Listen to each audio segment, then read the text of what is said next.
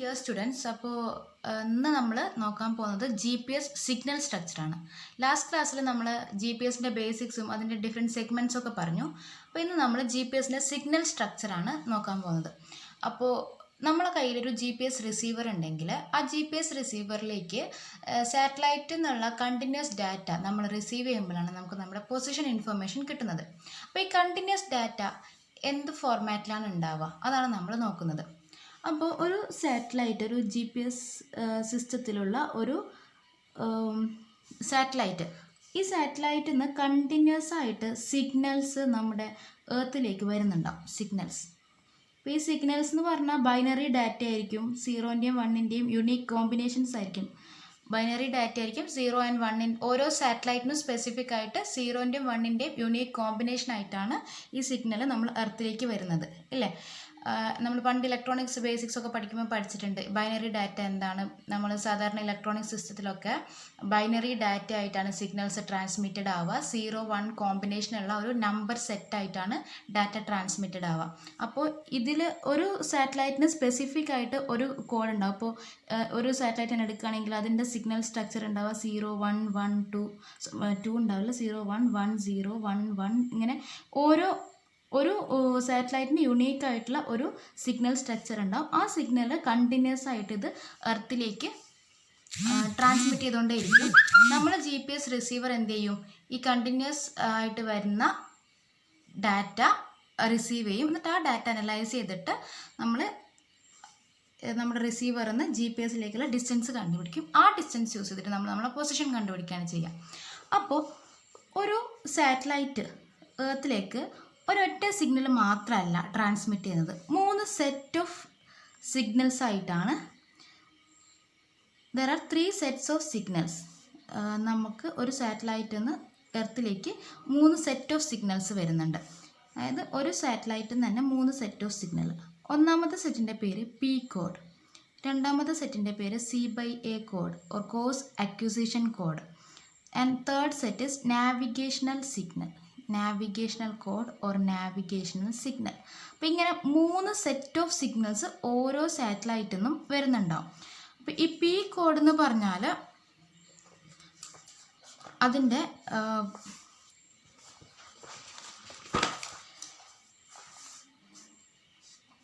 Frequency 10.23 MHz ആണ്. And C/A കോഡിൻ്റെ frequency 1.023 MHz ആണ്. അപ്പോൾ ഇങ്ങനെ ഡിഫറെൻറ്റ് ഫ്രീക്വൻസിയിലുള്ള 3 സെറ്റ് ഓഫ് സിഗ്നൽസ് ആണ് ഒരു സാറ്റലൈറ്റ് എർത്തിലേക്ക് സെൻഡ് ചെയ്യുന്നത്. അപ്പോൾ എന്തൊക്കെയാണ് ഈ 3 സിഗ്നൽസിൻ്റെ പെക്യുലാരിറ്റീസ്? ഞാൻ ഇന്നലെ പറഞ്ഞിട്ടുണ്ടായിരുന്നു നമ്മുടെ ക്ലാസ്സിൽ. US ഡിഫൻസ് അക്കാഡമി ആണ് നമ്മുടെ GPS എന്ന് പറയുന്ന ഒരു നാവിഗേഷണൽ സിസ്റ്റം ഡെവലപ്പ് ചെയ്തത്. അപ്പോൾ ആദ്യം അവർ മിലിറ്ററി യൂസിനായിരുന്നു ഈ GPS ഡെവലപ്പ് ചെയ്തത്. അപ്പോൾ മിലിറ്ററി പർപ്പസിനാകുമ്പോൾ നമുക്ക് ആക്യുറേറ്റ് ഡാറ്റ വേണം. ഓക്കെ, അപ്പോൾ ഇവർ ആദ്യം മിലിറ്ററി പർപ്പസിന് മാത്രമാണ് ഡാറ്റ യൂസ് ചെയ്തത്. പിന്നെ അത് സിവിലിയൻസ് യൂസിലേക്ക് എക്സ്റ്റെൻഡ് ചെയ്തതാണ്. അപ്പോൾ സിവിലിയൻസ് യൂസിലേക്ക് എക്സ്റ്റെൻഡ് ചെയ്യുമ്പോൾ അവർക്ക് ഫുൾ പ്രിസിഷനിലുള്ള പൊസിഷൻ ഇൻഫർമേഷൻ ഒരിക്കലും സിവിലിയൻസിന് കൊടുക്കാൻ പറ്റില്ല. കാരണം അത് മിസ്യൂസ് ചെയ്യപ്പെടാൻ സാധ്യതയുണ്ട്. അപ്പോൾ മിലിറ്ററി യൂസിന് ഒരു ഫുൾ ഒരു ആക്യുറേറ്റ് ആയിട്ടുള്ള ഒരു പൊസിഷൻ ഇൻഫർമേഷനാണ് നമുക്ക് മിലിറ്ററി യൂസിന് വേണ്ടത്. ഫോർ സിവിലിയൻസ് യൂസിന് നമുക്ക് അത്ര ആക്യുറസി വേണ്ട. അതുകൊണ്ടാണ് ഇവിടെ നമ്മൾ 2 സെറ്റ് ഓഫ് കോഡ്സ് പ്രൊവൈഡ് ചെയ്യുന്നത്. ഈ P കോഡ് എന്ന് പറയുന്നത് ഒരു പ്രിസിഷൻ കോഡാണ്. P code or precision code.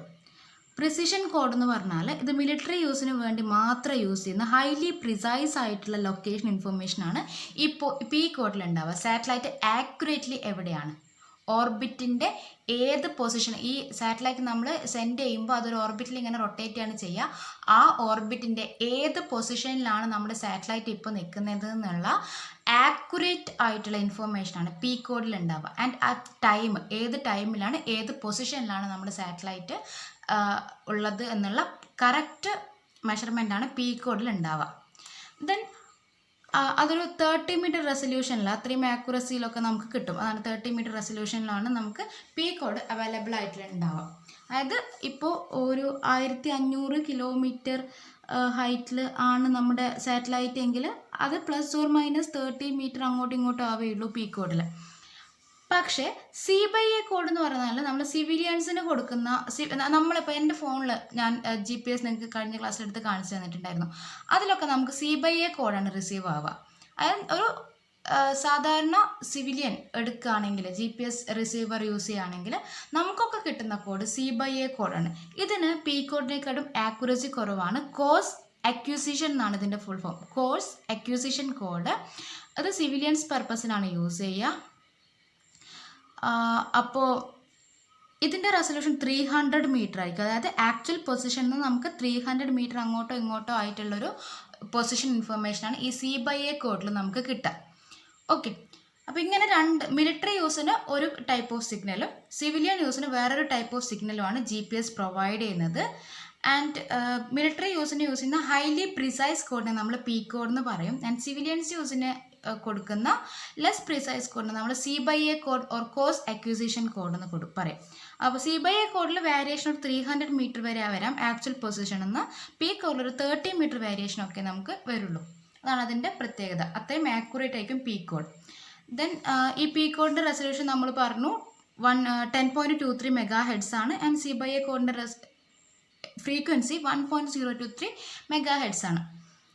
ഇനി വേറൊരു മൂന്നാമത്തെ ടൈപ്പ് ഓഫ് കോഡ് നമ്മൾ പറഞ്ഞു, നാവിഗേഷണൽ സിഗ്നൽ. നാവിഗേഷണൽ സിഗ്നൽ എന്ന് പറഞ്ഞാൽ നമ്മൾ ഇന്നലെ സെഗ്മെൻറ്റ്സ് പറയുമ്പോൾ കൺട്രോൾ സെഗ്മെൻറ്റ് പറഞ്ഞായിരുന്നു. കൺട്രോൾ സെഗ്മെൻറ്റ് എന്ന് പറഞ്ഞാൽ നമ്മളിപ്പോൾ ഒരു 22,200 കിലോമീറ്റർ ഹൈറ്റിൽ ഓർബിറ്റ് ചെയ്യാൻ വേണ്ടി നമ്മളൊരു സാറ്റലൈറ്റിനെ സെൻഡ് ചെയ്തു.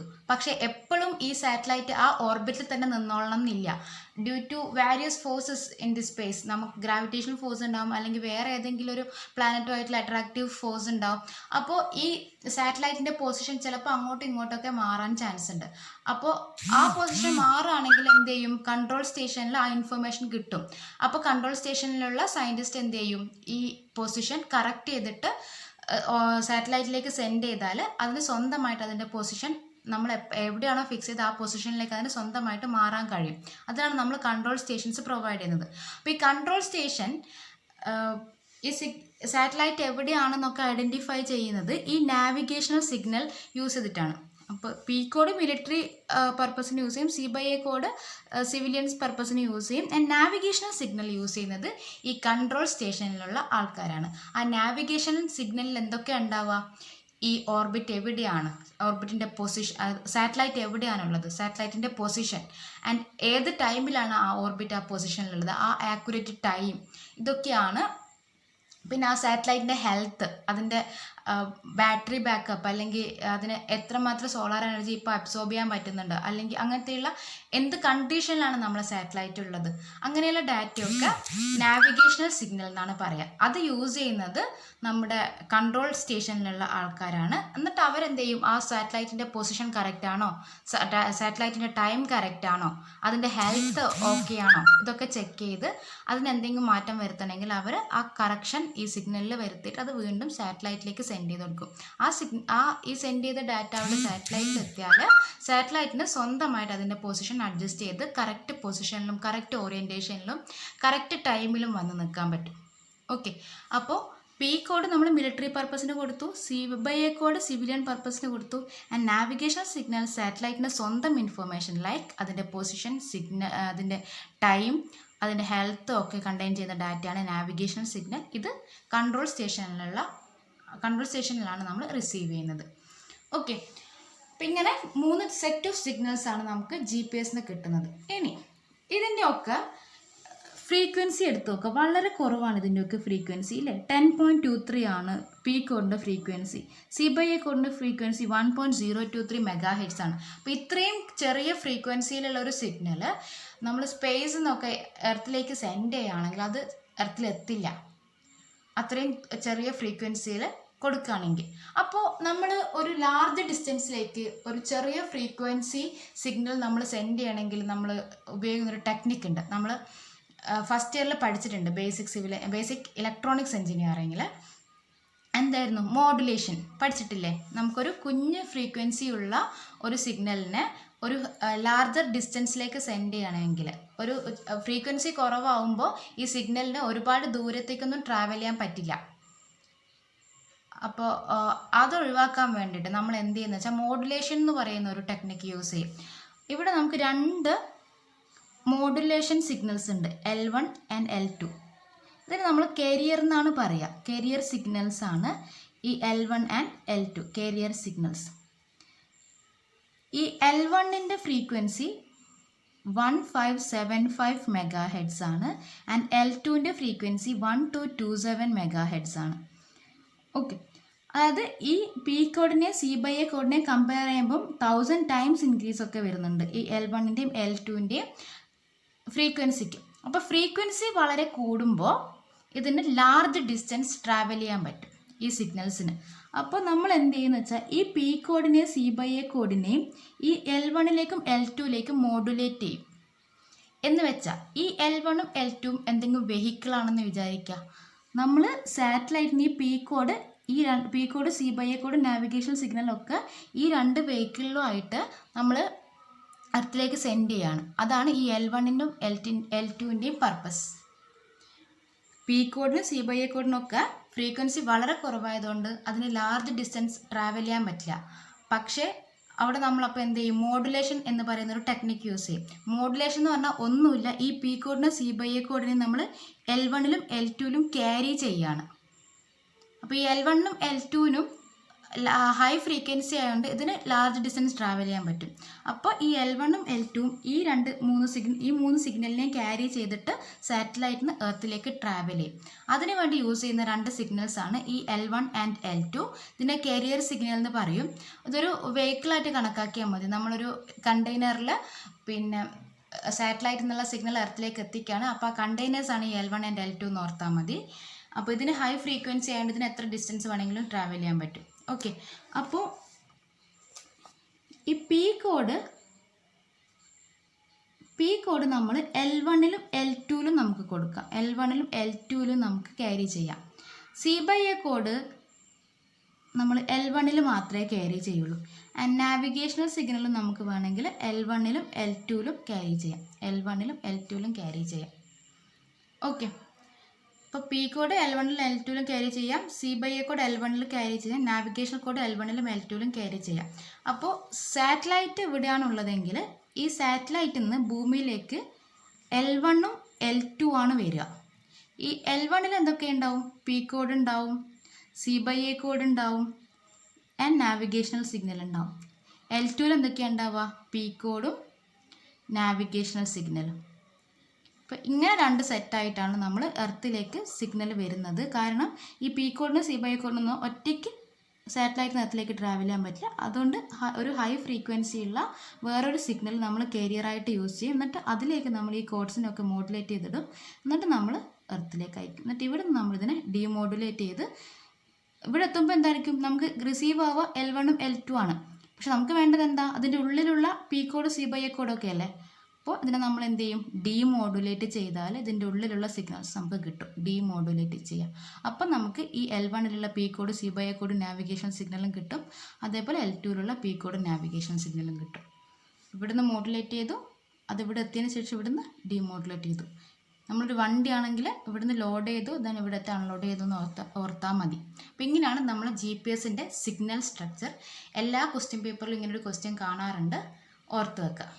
ഓക്കെ, ആണ് ഞാൻ പറഞ്ഞതിൻ്റെ പിക്ചറൽ റെപ്രസെൻറ്റേഷൻ. എക്സാമിന് ഇത് വരയ്ക്കണം നിർബന്ധമാണ്. ഈ ഒരു പോർഷൻ ചോദിച്ചാൽ, സിഗ്നൽ സ്ട്രക്ചർ ചോദിച്ചാൽ ഈ ഒരു പോർഷൻ വരയ്ക്കണം. അപ്പം ഇതിൻ്റെ സെൻറ്റർ പോർഷൻ നോക്കുക. 3 സിഗ്നൽസ് ആണുള്ളത്. C/A കോഡ് 1.023 MHz, പിന്നെ നാവിഗേഷൻ സിഗ്നൽ, പിന്നെ പി കോഡ് 10.23 MHz. ഇതിന് മൂന്നിനെയും നമ്മൾ ഈ ടോപ്പിൽ കാണുന്ന L1ലേക്കും ബോട്ടത്തിൽ കാണുന്ന L2ലേക്കും എന്ത് ചെയ്യാണ്, മോഡുലേറ്റ് ചെയ്യാണ്. C/A കോഡ് L1ലേക്ക് മാത്രമേ മോഡുലേറ്റ് ചെയ്തിട്ടുള്ളൂ. നാവിഗേഷണൽ കോഡും പി കോഡും L1ലേക്കും L2ലേക്കും മോഡുലേറ്റ് ചെയ്തിട്ടുണ്ട്. എന്നിട്ട് ഇത് L1 ആയിട്ടും L2 ആയിട്ടും നമുക്ക് പുറത്തേക്ക് വരികയാണ്. ഈ ഒരു സിഗ്നൽ സ്ട്രക്ചർ മാത്രം വരച്ചിട്ട് നിങ്ങൾക്ക് പകുതി മാർക്ക് കിട്ടും എക്സാമിന്. അപ്പോൾ അത് ഓർത്ത് വെക്കുക. ഈ C/A കോഡ് വരക്കുമ്പോൾ അതിൻ്റെ ഫ്രീക്വൻസി കണ്ടോ, ആ ഫ്രീക്വൻസി വരച്ചത്, ആ ഒരു ഡിജിറ്റൽ സിഗ്നലായിട്ട് വരച്ചതൊക്കെ നോക്കണം. L1ഉം കരിയറും L2 കരിയറും ഹൈ ഫ്രീക്വൻസി ഉള്ളതുപോലെ അടുത്തടുത്താണ് ഈ നമ്മുടെ വേവ്സ് വരുന്നത്, അതേപോലെ വരക്കണം. C/A കോഡും പി കോഡൊക്കെ വരക്കുമ്പോൾ ഇങ്ങനെ ബ്ലോക്കായിട്ട്, കുറച്ച് ഡിസ്റ്റൻസിലുള്ള ബ്ലോക്കായിട്ട് വേണം വരക്കാൻ. ആക്കെ ഓർത്ത് വെക്കുക, വരക്കേണ്ടത് എങ്ങനെയാണെന്നൊക്കെ ഉള്ളത്. അപ്പോൾ ഇത് ഒരു ഇമ്പോർട്ടൻറ്റ് ക്വസ്റ്റ്യൻ ആണ്. ഓക്കെ.